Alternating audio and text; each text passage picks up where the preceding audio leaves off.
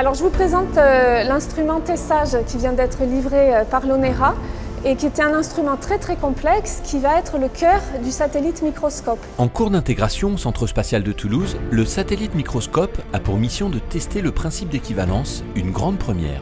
Galilée avait fait une expérience du haut de la tour de Pise. Il avait fait chuter deux objets de masse et de composition différentes. Et ces deux objets sont arrivés au sol en même temps. Ça, c'est le principe d'équivalence qui dit que la masse gravitationnelle est égale ou équivalente à la masse inerte. Donc le but de cette expérience, finalement, c'est de refaire la même expérience, mais avec une précision 100 fois meilleure à ce qu'on a fait jusqu'à maintenant, donc dans l'espace, pour vérifier ou remettre en question ce principe d'équivalence qui est quand même à la base de la théorie de la relativité d'Einstein. La théorie d'Albert Einstein est expérimentée en orbite à un niveau de précision extrême, au 15e chiffre après la virgule du jamais vu.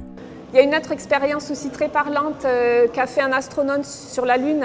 Il a jeté une plume et un poids et il a regardé si toutes les deux tombaient sur le sol. C'est ce qu'on va faire là avec ce senseur qui comporte une masse platine et une masse titane, donc comme la plume et le plomb.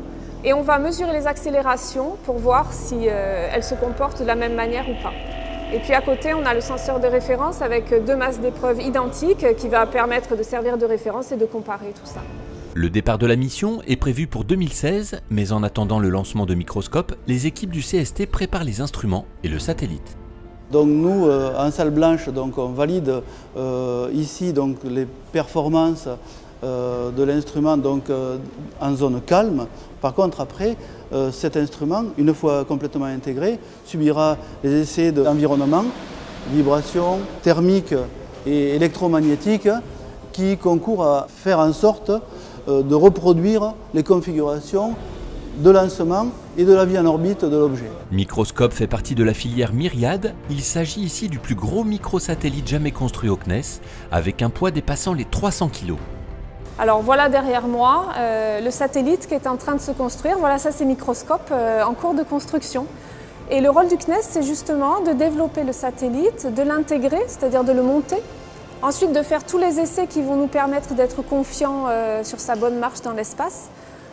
On a aussi la partie développement de tous les moyens sol qui vont nous permettre de piloter le satellite, de faire ce qu'on appelle le command control, et jusqu'au lancement. Le CNES est aussi responsable du lancement. L'ONERA est le maître d'œuvre de la charge utile et du centre de mission scientifique. De plus, de nombreux autres partenaires scientifiques se sont associés à la mission, ainsi que l'Agence spatiale européenne. C'est peut-être une ouverture de la physique d'aujourd'hui vers d'autres horizons. J'ai coutume de présenter l'exemple de Hertz, qui a découvert donc les ondes électromagnétiques à la fin du 19e siècle. On ne savait pas alors l'existence de la radio, de la télé et bien sûr du portable. Que va-t-on faire avec cette nouvelle interaction? Nous le verrons plus tard peut-être.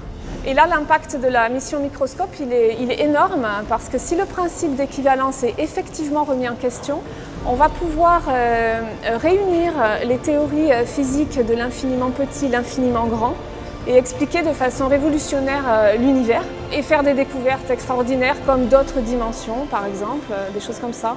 Et effectivement aussi déboucher peut-être sur un prix Nobel.